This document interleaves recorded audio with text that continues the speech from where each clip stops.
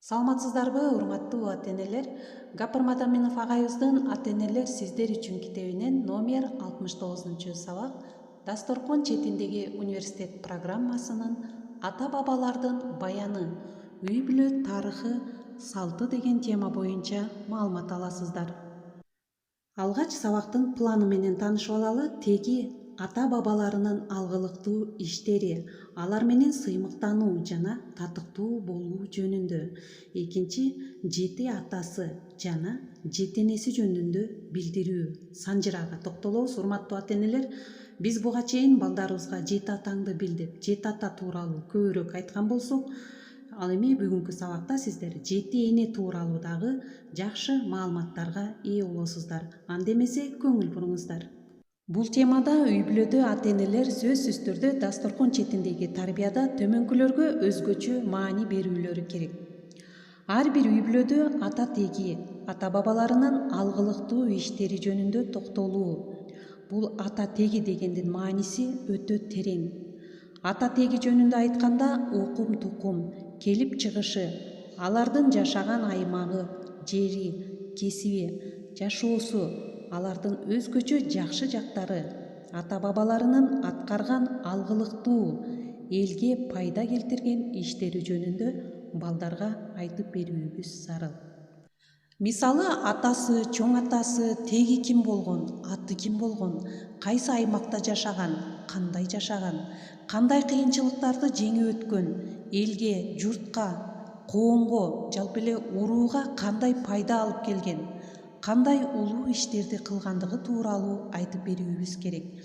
Мисалы, кээ биринин ата-бабасы мекенди коргогон, кээ бири арык казып суу чыгарган, ал эми кээ бири сооптук иштерди кылган.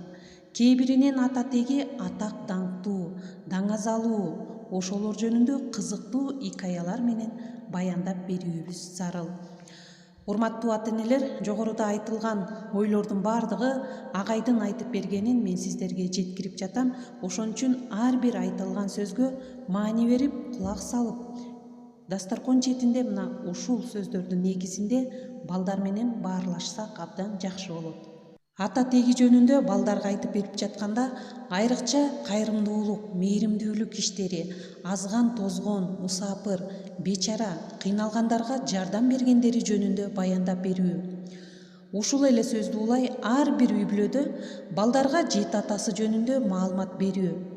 Жети атасынын атын эле билип калбастан, жети атанын затын билүү.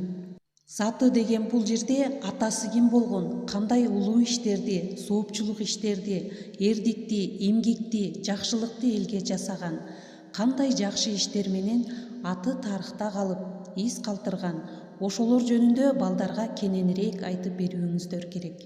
Көңүл буруңуздар, урматтуу ата-энелер, балдарга жети атасы жөнүндө айтып берүү менен эле чектелбестен, ошол эле учурда жети энеси жөнүндө дагы айтып берип, бир окуяларды эскерип, ата-бабалар айтып жүргөн окуяларды, уламыш, легенда, санжыраны айтып, үй-бүлөнүн санжырасын түздүрүү, ошол ата-бабалар жөнүндө аңгеме, эссе жаздыруу, сүрөт тарттыруу, икая түздүрүү, үй-бүлөнүн тарыхын жаздыруу да бул балдар үчүн абдан кызыктуу болот. Көңүл буруңуздар, урматтуу ата-энелер, агай дагы ушул жерден эң жакшы ойду айтып кеткен.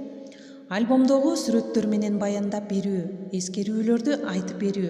Булардын баардыгы чогулуп келип, балдарда өздөрүнүн өткөн ата-бабалары, энелери жөнүндө сыймыктануу сезимин пайда кылат. Демек, сыймыктануу сезими бул эң күчтүү тарбия каражаты болуп саналат. Экинчи бир жагынан, ошол өткөн ата-бабаларга татыктуу болуу сезимин пайда кылуу менен эле ошолордун жолун жолдоо сезимин ойготот. Жаман жолдордон, жаман иштерден балдарды сактоочу каражат болуп эсептелет. Жети атанын эмгеги, эрдиги, адамгерчилиги, марттыгы, берешендиги, кайрымдуулугу, чарбачылыгы, дыйканчылдыгы, адамгерчилиги жөнүндө айтылса, жети эненин ууздугу, чеберчилиги, аруулугу, пакиза тазалыгы, колунан көөрү төгүлгөн жөндөмдүүлүгү, жасаган тамагынын даамдуулугу, ачык дасторкондуулугу, адамгерчилиги жөнүндө да айтып берүү зарыл. Көңүл буруңуздар, урматтуу ата-энелер, булардын баардыгы үй бүлөдө балдарды тарбиялоодо эң күчтүү, биз маани бербеген каражаты болуп эсептелет. Биз көбүнчө жети атаңды бил дегенде алардын атын эле сурап калабыз. Ал эми азыр биз айткандар жети атасынын затын билип, алардын эрдиги, эмгеги, адамгерчилигин билип, ошону менен сыймыктанып, ошого татыктуу болууга тарбиялоо маселеси болуп эсептелет. Капыр Мадаминов. Демек, урматтуу ата-энелер, жогоруда сиздер өтө баалуу эң сонун кеп кеңештерди алдыңыздар. Бул башка китептерде дагы мынчалык чечмеленип жазылган эмес. Ошондуктан ар бир сөздөргө маани берип, дасторкон четинде мына ушул темалардын негизинде балдар менен баарлашыңыздар. Көңүл бурганыңыздарга чоң рахмат.